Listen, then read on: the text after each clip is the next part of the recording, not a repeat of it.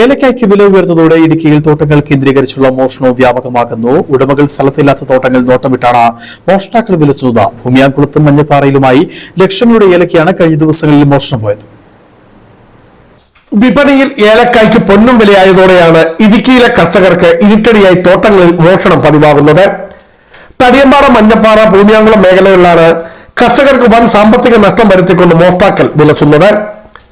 ഉടമസ്ഥർ സ്ഥലത്തില്ലാത്ത തോട്ടങ്ങൾ നോക്കിയാണ് മോഷ്ടാക്കൾ കവർച്ച നടത്തുന്നത്. ജോലി സംബന്ധമായി തിരുവനന്തപുരത്ത് താമസിക്കുന്ന മണിയാറൻകുടി സ്വദേശിനി തൊട്ടിയിൽ ജീനാമോളുടെ ഭൂമിയാംകുളത്തുള്ള ഒരേക്കർ തോട്ടത്തിൽ നിന്നും കഴിഞ്ഞ ദിവസം ഏകദേശം 150 കിലോയോളം ഏലക്ക മോഷ്ടിക്കപ്പെട്ടു.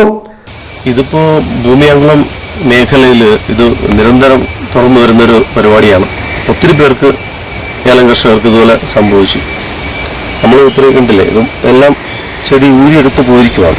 അവധിക്ക് നാട്ടിലെത്തി കൃഷിസ്ഥലം സന്ദർശിച്ചപ്പോഴാണ് വിളവെടുക്കാറായ ഏലക്കകൾ വ്യാപകമായി പറിച്ചുമാറ്റിയ വിവരം ഇവർ അറിയുന്നത്. സമാനമായി മഞ്ഞപ്പാറ സ്വദേശി പുല്ലുമലയിൽ സതീശന്റെ തോട്ടത്തിൽ നിന്നും 100 കിലോയിലധികം ഏലക്കയും കഴിഞ്ഞ ദിവസം മോഷണം പോയി. ജൂൺ 1 തൊട്ട് 7 വരെയുള്ള ദിവസങ്ങളിലാണ് നമ്മുടെ തോട്ടത്തിൽ നമ്മുടെ കാവ് ഉപയോഗിക്കുന്നത്. ഇത് അതുപോലെ തന്നെ സമാന്തരമായി ഇന്നലെ ഇവര് കാവറിക്കാനായിട്ട് ആളെ കൊണ്ടുവരാൻ ഇരുന്ന തോട്ടമാണ്. അത് ഇവിടുന്നും ഒരു 200 കിലോ കായോളം നിഗമനത്തിൽ പോയിട്ടുണ്ടെന്നാണ് ഞങ്ങളുടെ എല്ലാവരും വിശ്വാസം. വളരെ ആസൂത്രിതമായാണ് കള്ളന്മാർ തോട്ടങ്ങളിൽ ഇറങ്ങുന്നത്. സ്ഥലമുടമ കൃഷിയിടത്തിൽ വരാത്ത ദിവസങ്ങൾ നോക്കി വെച്ച് പകൽ സമയത്താണ് കവർച്ച. ഉടമ ചുമതലപ്പെടുത്തിയ പണിക്കാരാണെന്ന വ്യാജേനയാണ് ഇവർ പകൽ വെളിച്ചത്തിൽ മോഷണം നടത്തുന്നത്. ഏലച്ചെടിയുടെ ശരം ചെത്തിയെടുക്കാതെ മൂപ്പത്തിയ കായ്കൾ മാത്രം അടർത്തിയെടുക്കുന്നതിനാൽ മോഷണം നടന്ന വിവരം പെട്ടെന്നാരും തിരിച്ചറിയാറുമില്ല. ഏതാനും മാസങ്ങൾക്ക് മുൻപ് സമീപത്തെ മറ്റു തോട്ടങ്ങളിലും സമാന രീതിയിൽ മോഷണം നടന്നിരുന്നു. അന്ന് കർഷകർ പോലീസിൽ പരാതി നൽകിയെങ്കിലും മോഷ്ടാക്കളെ പിടികൂടുവാനായില്ല.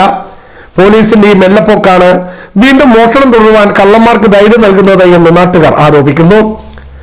പുതിയ പരാതികളുടെ അടിസ്ഥാനത്തിൽ ഇടുക്കി പോലീസ് അന്വേഷണം ആരംഭിച്ചു. പ്രദേശത്ത് പോലീസ് പട്രോളിംഗ് ശക്തമാക്കണമെന്നും എത്രയും വേഗം പ്രതികളെ പിടികൂടണമെന്നുമാണ് കർഷകരുടെ ആവശ്യം. ബിജു വൈശൻ പറമ്പിൽ, ഇടുക്കി വിഷൻ ന്യൂസ്, ഇടുക്കി.